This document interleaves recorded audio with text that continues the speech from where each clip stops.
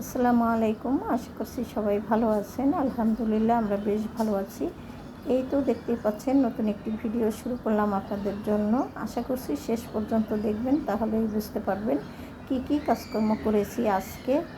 আর আজকে ছিল আমার জন্য একটা বিশাল বড় মানে কাজের দিন। কেননা আজকে কাজ শুরু করেছি আর তার মধ্যে বুয়া মানে খালা আসেনি। তাই ভাবলাম আজকে তো আমাকে একদম কোমর বেঁধে কাজগুলো করতে হবে। তো ভাতটা বসিয়ে দিয়েছি, তার ফাঁকে ফাঁকে হলো আমি ঘরের বিভিন্ন রকমের কাজকর্মগুলো সেরে নেব।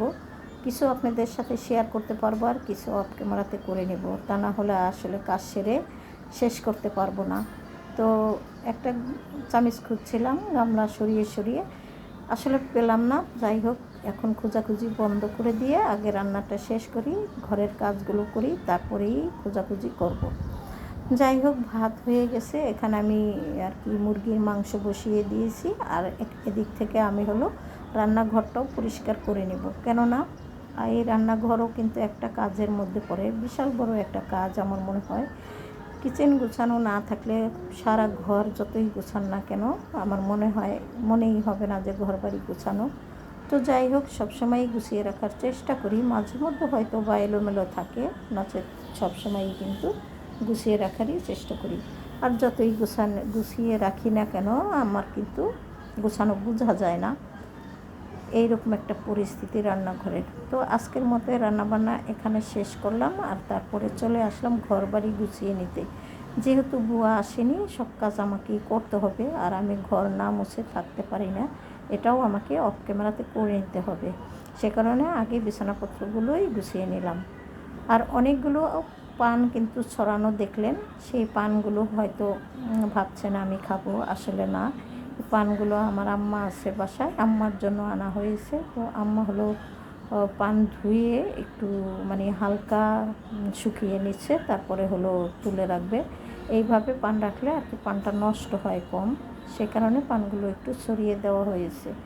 যাই হোক, আমি কিন্তু এদিক থেকে বিছানাপত্র ঝাড়া দিয়ে পরিষ্কার করে নিচ্ছি, আর আমার আম্মু হলো পানগুলো তুলে রেখেছে।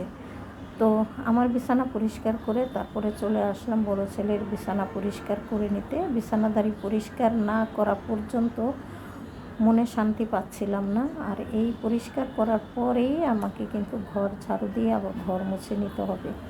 আর এই যে দেখতেই পাচ্ছেন, ছোট ছেলের রুমে চলে এসেছি। বিছানার উপরে তো অনেক কিছু ছিল, সেগুলো একটু অফ ক্যামেরাতে তুলে নিলাম।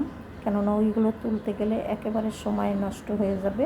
আর এখন আমি হলো খুব সুন্দর করে বিছানাটা ঝাড়ু দিয়ে ধুলাবালু পরিষ্কার করে নিচে নামিয়ে দিলাম। তারপরে আমি ঘর ঝাড়ু দেবো।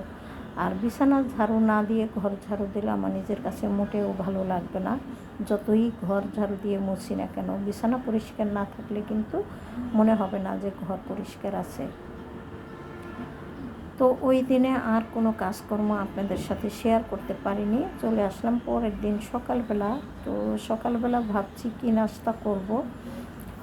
তো সবাইকে জিজ্ঞেস করলাম, বললো যে হ্যাঁ, এটা খাওয়া যায়। তো চট জলদি করে আমি কিন্তু চাপটি তৈরি করে নিলাম। কেননা গতকালকে কিন্তু চিকেন রান্না করেছিলাম, সেই সাথে ঘন ডাল। তো সেই ঝোল দিয়েই কিন্তু আজকে এই সকালবেলার চাপটি পিঠাটা আমরা খেয়ে নেব। তো ভাজতে এত সহজ বলার বাহিরে, যত তাড়াতাড়ি কাজ করতে চান তাহলে এই নাস্তাটা সেই দিন তৈরি করবেন। কেননা একদম 2-4-5 মিনিটে আপনি 10 খান ভেজে ফেলতে পারবেন, আর সবাই নাস্তা করা হয়ে যাবে। তো এই যে দেখতেই পাচ্ছেন, আমি কিন্তু ঝোল নিয়ে নিয়েছি, আর এখানে অনেকগুলো চাপটিও তৈরি করে নিয়েছি। নাস্তা করা শেষ হয়েছে, আশিবাসি কাজ এবং বিছানাপত্র সমস্ত সব কিছু ঝেড়ে পরিষ্কার করে রেখেছি। তারপরে হলো এই যে দেখতে পাচ্ছেন, আজকে খালা হলো আসছে। তো খালাকে বললাম গতকালকে কেন আসনি। উনি বললো যে ওনার নাকি জ্বর এসেছিল, হাত পা ব্যথা। তো যাই হোক, উনি এই কথাটা মাঝে মধ্যে বলে থাকে, আমি আর কিছু বললাম না। আমি একটু হাসলাম যে যেদিনে আসো না সেই দিনই তোমার জ্বর এবং গা ব্যথা হয়ে থাকে। তো কী আর করার, কিছু তো করার নেই, ঠিক আছে কাজ করো। তো উনি খুব সুন্দর করে ঘর এখন ঝাড়ু দিয়ে মুছে পরিষ্কার করে দিয়ে যাবে, তারপরে বাদ বাকি যা করার আমি করব। আর এইটুকু কাজ না করলেই মনে হয় যেন সারাদিনে আমাকে অনেক কাজ করতে হয়, আর এই কাজটা না উনি না করলে আমি আসলে কাজ করে কোনো এগোতেই পারবো না। তো ওনাকে দিয়ে মাঝে মধ্যে আমি কাপড় ধোয়াই, কিন্তু সব সময় আমি ওনাকে দিয়ে কাপড় ধোয়াই না, কাপড়টা কিন্তু আমি নিজেই ধুই।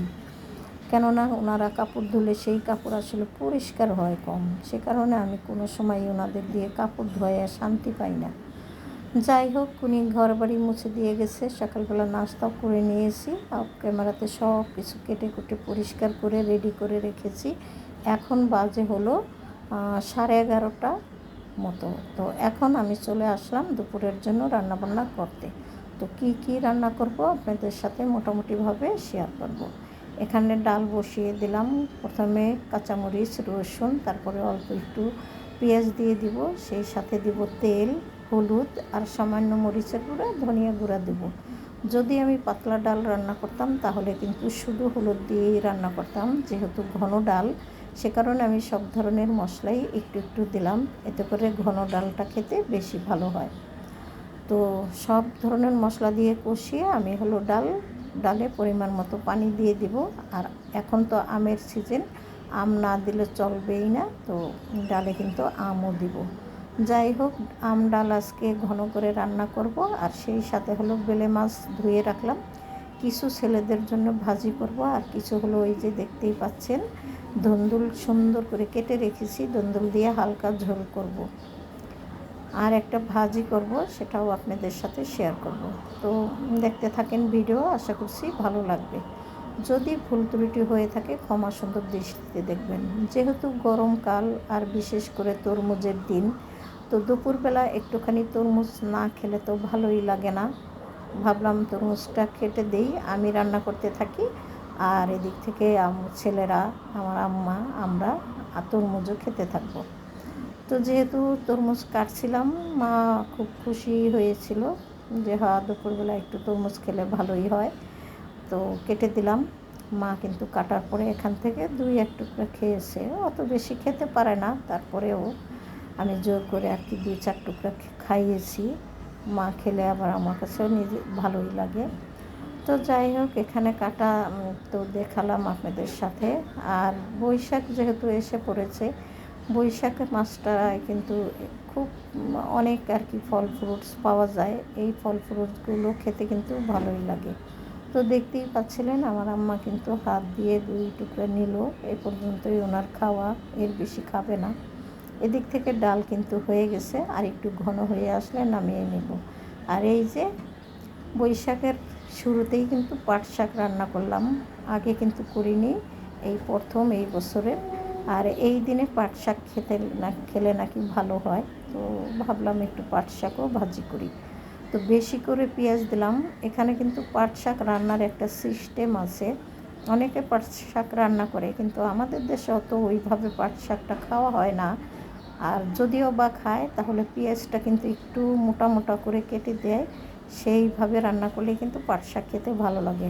আমিও সেরকমই করলাম, পেঁয়াজটা একটু মোটা করে কেটে দিলাম, সেই সাথে কাঁচামরিচ, রসুন বেশি করে দিয়ে দিলাম। তো শাক মোটামুটি রান্না হয়ে গেছে। এখন আমি মাছটা ধুয়ে খুব সুন্দর করে লবণ দিয়ে রেখেছিলাম, এখন সেই কাঁচা লবণগুলো ধুয়ে ফেলে দিয়ে তারপরে নুন হলুদ দিয়ে আবার মেখে রাখবো। তারপরে এখান থেকে কিছু মাছ ভাজা করব, আর কিছু রান্না করব, আগেই বলেছিলাম। তো দেখতে থাকেন ভিডিও, আশা করছি ভালো লাগবে। আর এই টুকটাক জিনিস দিয়েই কিন্তু আজকে ভিডিওটা সাজিয়েছি। ভুল ত্রুটি হয়ে থাকলে ক্ষমা সুন্দর দৃষ্টিতে দেখবেন। সেই সাথে যদি ভালো লাগে লাইক কমেন্ট শেয়ার করে দিবেন, সাবস্ক্রাইব করে আমার পাশে থাকবেন আশা করছি। এই যে দেখতেই পাচ্ছেন খুব সুন্দর করে হলুদ দিয়ে মাখিয়ে নিলাম, আর ওখানে ধুন্দুল কেটে রেখেছি। তো এই তো আমি পাট শাক বাগার দিতে শুরু করলাম, এমন সময় কারেন্ট চলে গিয়েছে। আর কি করার, রান্নাবান্না কিছুই আপনাদের সাথে শেয়ার করতে পারলাম না, সব কিছুই করেছিলাম। তবে বিদায় নিয়ে আপনাদের কাছ থেকে। সবাই ভালো থাকেন, আল্লাহ হাফেজ, আসসালামু আলাইকুম। অন্ধকারে কিছুই দেখা যায় না, সে কারণে ভিডিওটা রেখে দিলাম। আল্লাহ হাফেজ।